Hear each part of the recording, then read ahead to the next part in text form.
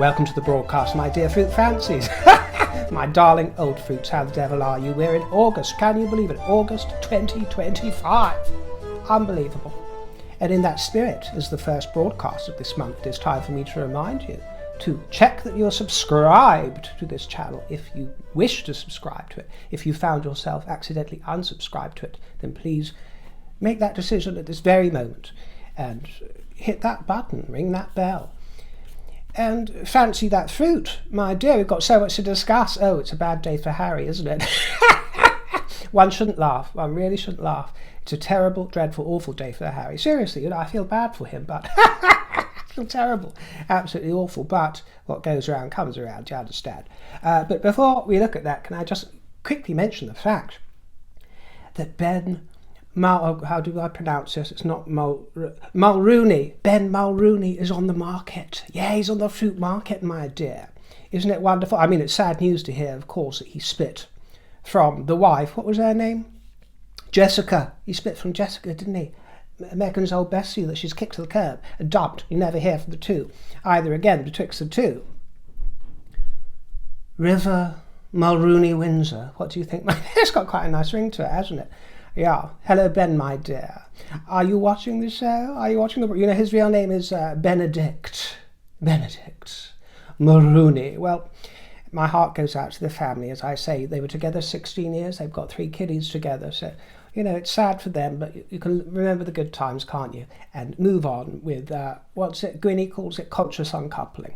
So that's really nice. Do you remember the children from the wedding, of course? I remember the little band coming through as they came to the nave and were about to progress the aisle. His little angelic face lit up, and actually it was a moment that made me cry. The tears sprang to my eyes because it was the wonder that he was taking in of the whole scene that really summed it up for everybody's joy and wonder in that moment. But forever is a long time to be stuck with one person, isn't it? So it seems that they've come to the end of the course from what we hear. Jessica is the Canadian stylist that was the old bestie of nutmegs, and it's been radio silence for years, hasn't it? Radio silence, and usually they brandish each other all over social media and this kind of thing, but the talk of course was that the shutters came down and the drawbridge went up after Sasha Exeter accused Jessica Mulroney of using her white privilege to destroy Sasha's career. And of course, all of this was during the BLM era, wasn't it? All of that nonsense. I have not seen that influencer who started this whole thing with my wife. I think one day she pointed out that just by virtue of being a successful Black woman, that makes her a sort of a leader in the Black community. And Jessica's crime was not doing enough to support Black Lives Matter. No, you weren't doing enough. You were behaving like an entitled old white chick. But my point is like she did it for the likes and the clicks and the clout and the brand deals and all that stuff. And I don't think that she helped anybody else's life out. I doubt it. Well, I actually think that he's quite the dish. I will tell you that. He's not entirely my type because I like him broader, stockier, more manly. He's too boyish for me, do you understand? But I will say that he's quite the dish. You know, he's a little bit more seasoned now. There's more salt in the pepper, if you will.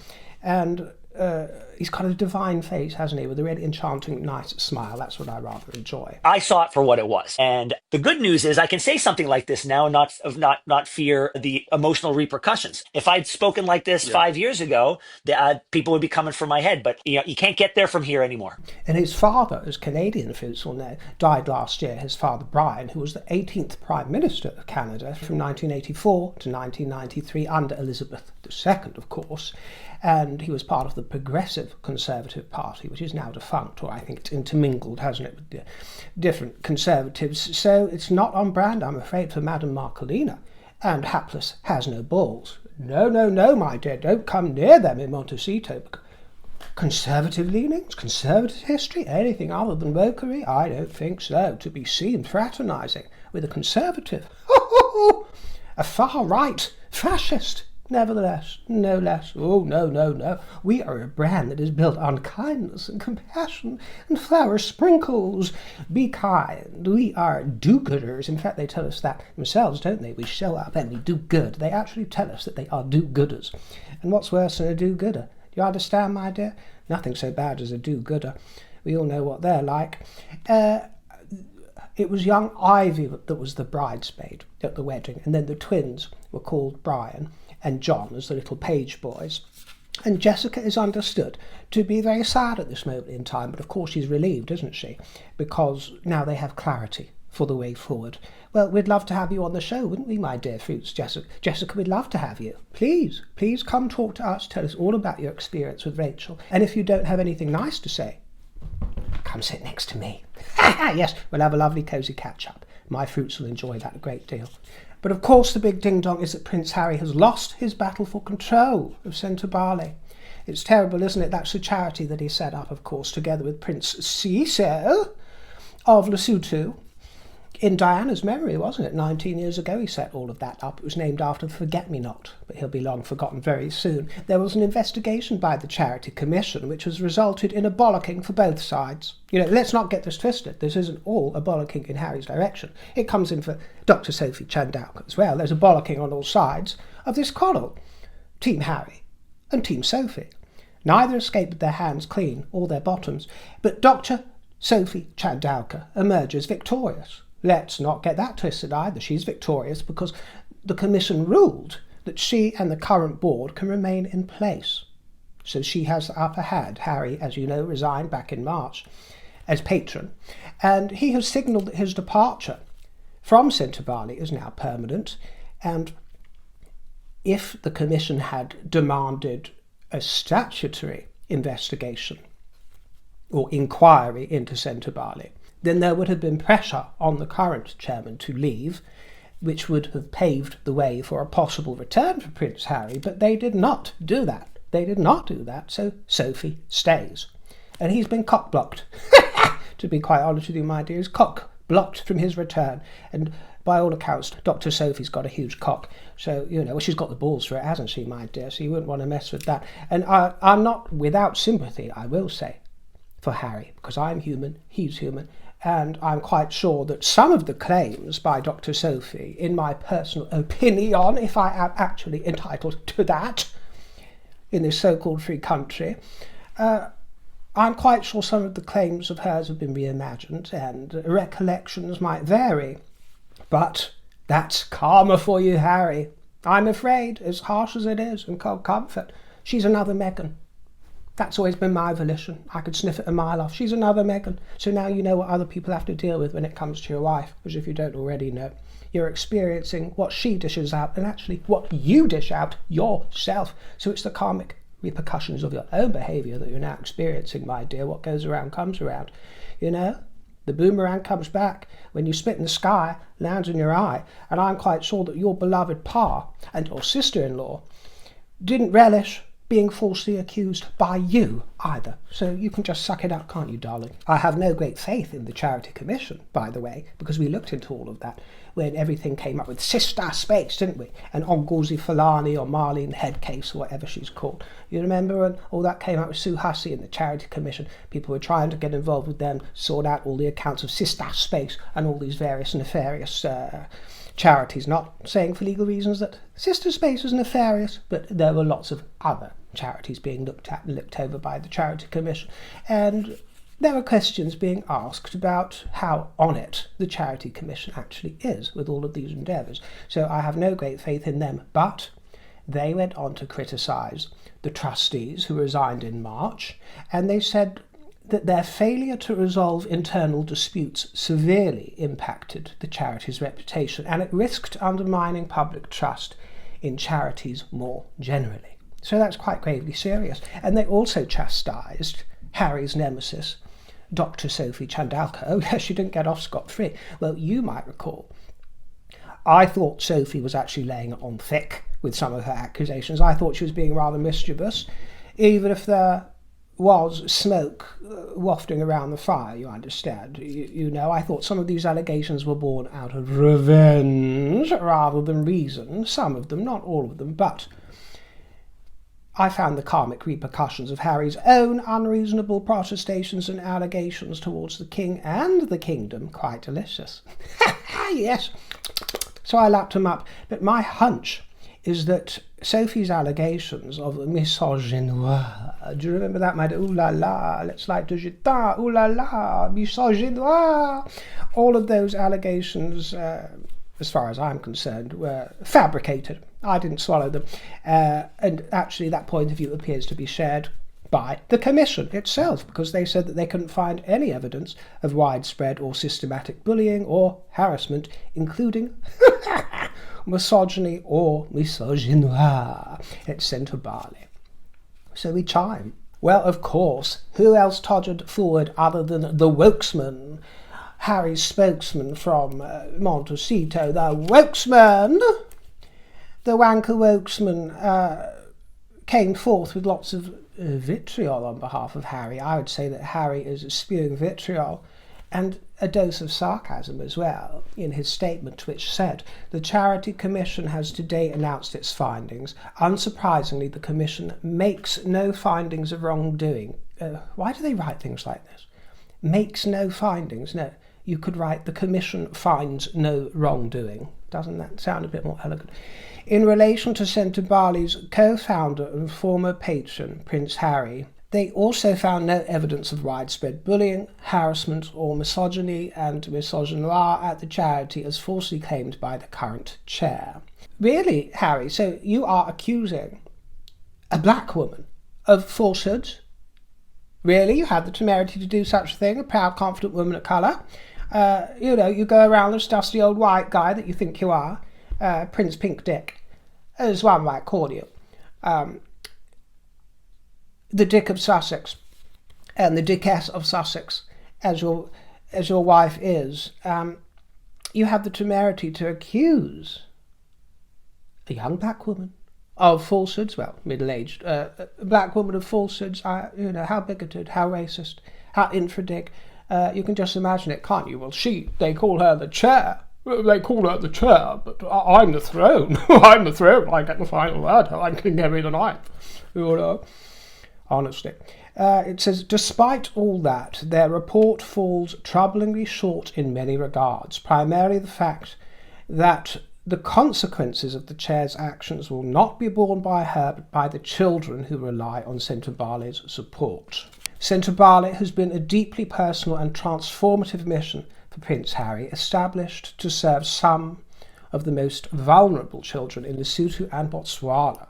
And a spokesperson for Sentabale said that they are pleased to move forward, free from interference. This is Sophie Chandauka, you understand. She said the unexpected adverse media campaign that was launched by those who resigned has caused incalculable damage and offers a glimpse of the unacceptable behaviours displayed in a private. We are emerging not just grateful to have survived, but stronger, more focused, better governed, boldly ambitious, and with our dignity intact. Well, I'm not sure about that. Whatever you say, Sophie, love. Despite the recent turbulence, we will always be inspired by the vision of our founders. Oh, the shade she throws. Prince Harry and Prince Yisu, who established Sentabale in memory of their precious mothers, Princess Diana and Queen Mamahoto.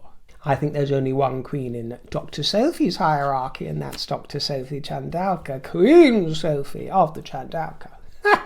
Queen of Sentabale now. Don't get me wrong, there is some sadness along with some of the mirth here, because there is no question, despite the fact Harry seems to have displayed some kind of incompetence here. He might say otherwise, but he seems to have not done the sort of grand job that William would have done with the charity, do you understand?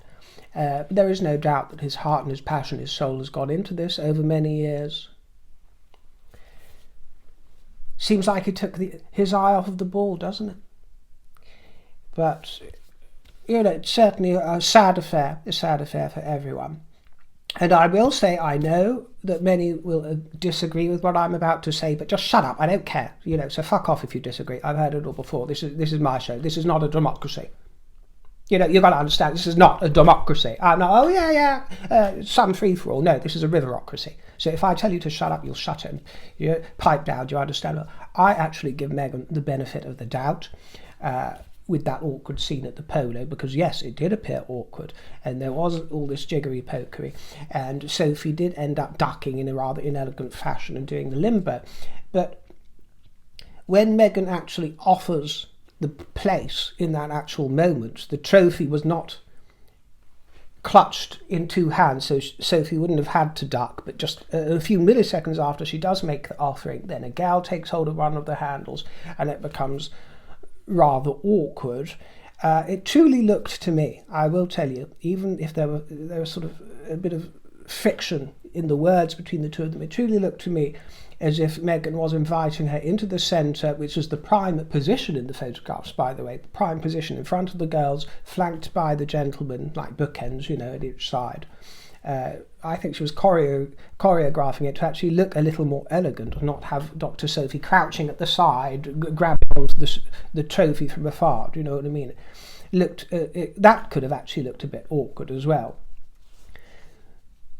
So I understand that there are many interpretations of that scene, and I realise that Sophie didn't really appear to be appreciating Meghan's gesture, but I'm not so cynical about Meghan's motive in this case.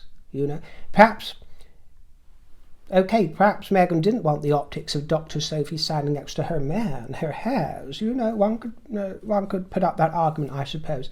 But I can't say that I wouldn't have done exactly the same thing as Meghan Markle in that circumstance. Actually try and bring Sophie into the fold. Come stand here with the girls. Come here in the middle. Come stand in the centre. Don't be ducking at the side. So I prefer not to be entirely cynical about all of that.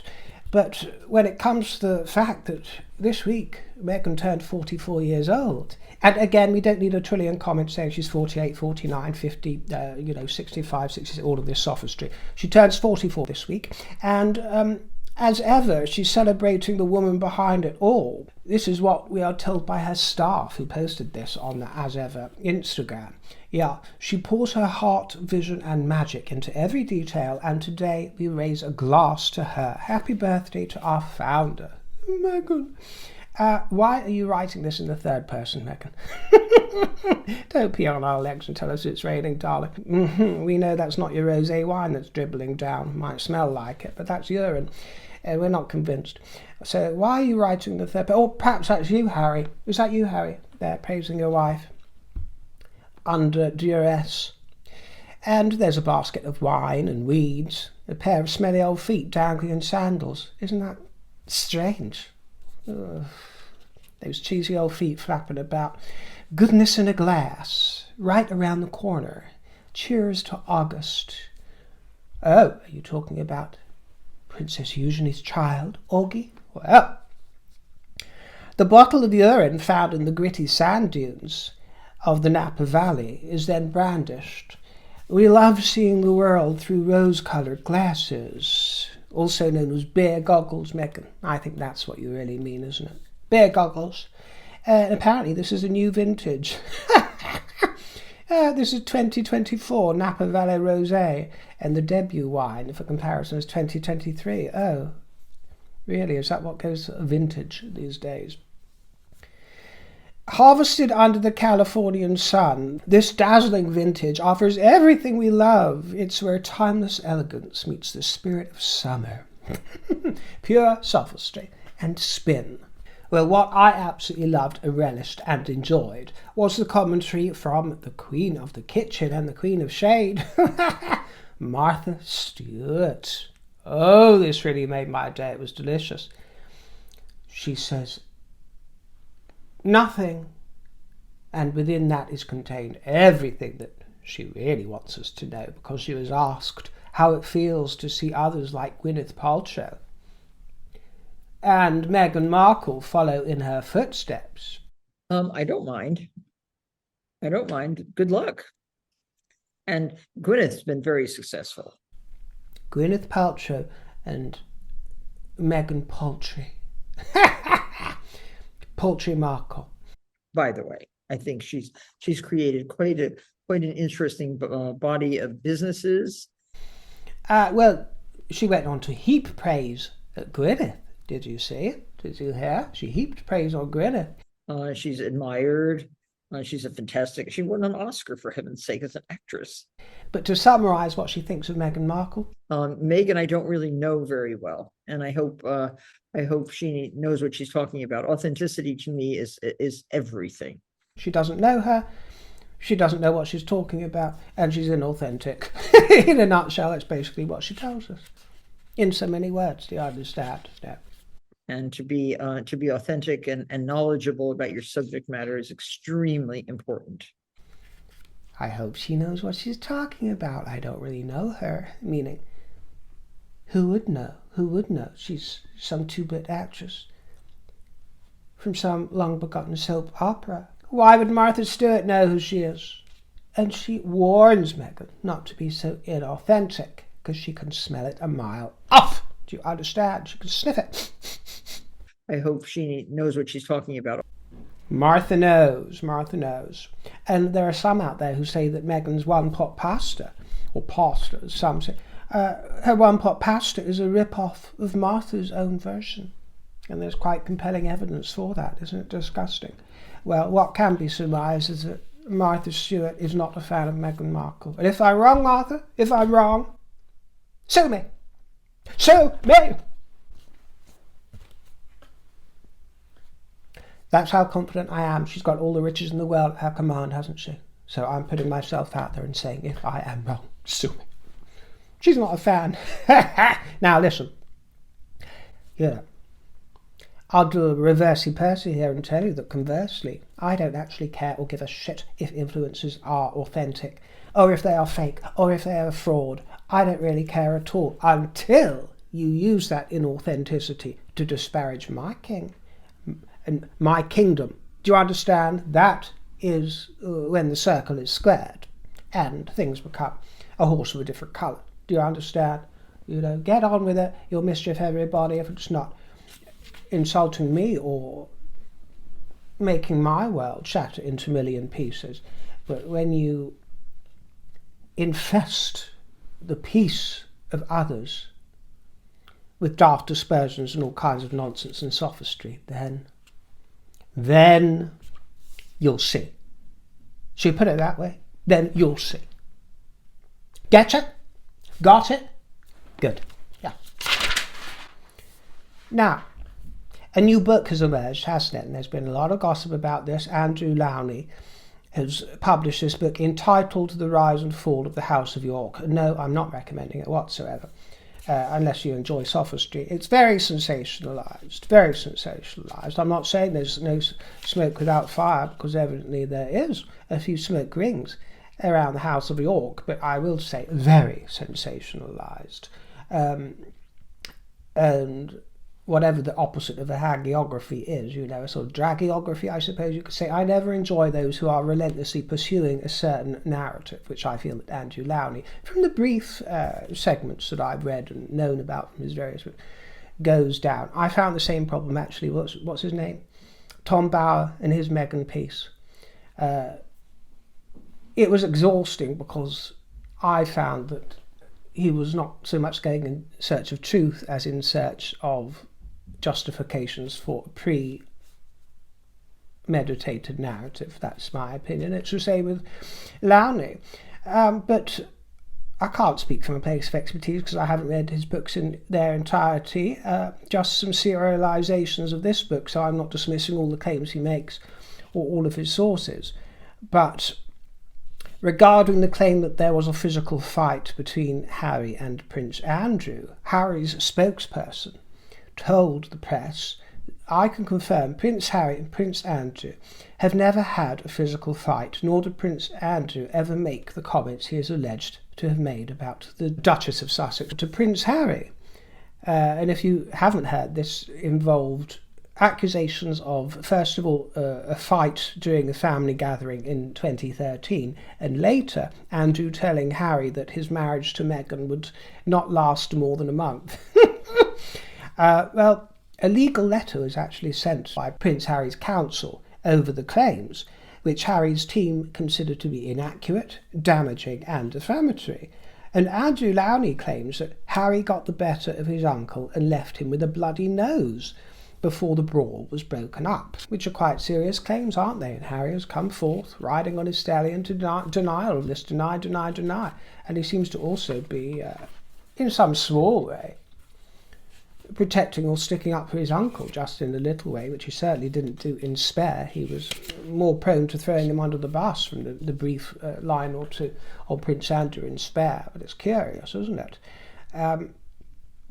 But there has been romance in the air to lighten the mood in royal circles, and that is involving the impending marriage of Peter Phillips to Harriet Spurling. Isn't that marvellous news? Of course, Peter Phillips is 19th in line to the throne.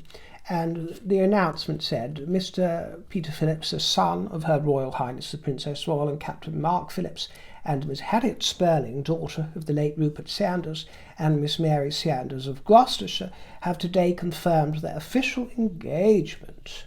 Both families were informed jointly, this is so inelegant, both families were informed jointly of the announcement and were delighted with the wonderful news of their engagement. Well, that's not necessary either. You know, they don't need to tell us that it's wonderful news. This should be a sober announcement. We get to decide whether it's wonderful or not, and joyous. Why do people not understand this, my dear? You know, this is a real dumbing down. Why does it matter, River? Because it's a dumbing down, and that matters. It's a dumbing down of standards. You know, informed jointly of the announcement. So inelegant. So inelegant. Honestly, leave it to us to decide if it's wonderful. No date has been set yet. Of course, Peter married Autumn Kelly, didn't he? Back in 2007, so that was a great big waste of money. But Harry was the one that attended that one, and he attended that wedding with the gal that got away. If you cast your mind back 18 years thence, it was the gal that got away. Oh yes, Chelsea Davy, the free-spirited Miss Davy. And the thing is, she was really too spirited for royalty, but she knew it, and that's why I give the gal a lot of props. She understood that she wasn't going to be a great fit. Yes, she'd be wildly popular with many, and lots of people loved the girl. I love the girl. But the fact is, and it's actually a compliment to the girl, she wasn't ambitious. She wasn't ambitious in the way that Meghan is controlled with, and even Catherine has a little slice of. Oh yes, don't you believe otherwise? Healthy ambition in Catherine's case, not so healthy in Meghan's. You know, it's all controlling, all consuming. But Chelsea Davy, not a jot of ambition. No. William was not in attendance at that wedding in 2007. He was actually at the wedding of his ex-girlfriend, Jekka Craig. Remember old Jekka? Jekka's brother. Isn't it funny how incestuous the whole thing is? And this wedding was in Kenya. And I do understand, before anybody interjects, that it's the colonial vogue is to call it, to pronounce it Kenya, which is fine. I'm not disputing that, but I take it as Kenya. Because in my earliest years, when I was 4 or 5, and one of my besties happened to be from Kenya, a Kenyan family, that's how they pronounced it, so it got into my psyche. And people try and correct me sometimes. If it was actually totally wrong, I might consider changing my ways and beginning to go colonial in Kenya. But in actual fact, I'll flash up a little interesting paragraph that I found on the spelling and the pronunciation. Most who are actually in the know would chime with me. And pump for Kenya. Anyway, that's my story, and I'm sticking to it. But time will tell, won't it, who might be attending the Phillips-Spurling union with regards to William and Harry. Will there still only be one brother in attendance, and which will it be? Well, we shall all find out. And will there be fisticuffs? Who knows? Well, at the May Highland Games, King Cosy Socks is on parade. Oh, we love our King Cosy Socks. It's wonderful to have him in the fold. In bright scarlet socks, cosy. Yes, the May Highland Games celebrate the hospitality and culture and talents of the people of the North Highlands. The event includes pipe bands and not that kind of pipe, Harry, so don't get don't get excited. I'm just being naughty River. Pipe bands and competitive games, including tug of war and tossing the caber. Where's our Johnny Thompson when you need it? Our Major Johnny, yeah. Would you mind tossing his caber? I should say. Well, first established as it was in the village of May in 1970 to celebrate the 70th birthday of the late Queen Elizabeth, the Queen Mum, the May Games have since become an annual tradition. And it's my tradition to tell you every time I sign off that thank you so much for your company, your splendid company. Thank you for dropping on by. Thank you for your humour, your goodwill. Do remember to subscribe if you wish to subscribe. Yes, I hate saying that too, but I only do it once a month, don't I, my dear? As a reminder, leave me a fruity comment, a juicy thought, and if I made you chuckle, a tip jar treat wouldn't go amiss for a slice of cake or a cup of tea. And I thank you most sincerely. I look forward to seeing you next time, my dear. Stay fruity and always on royal duty. Channel the royal spirit, my dears. Toodle pip.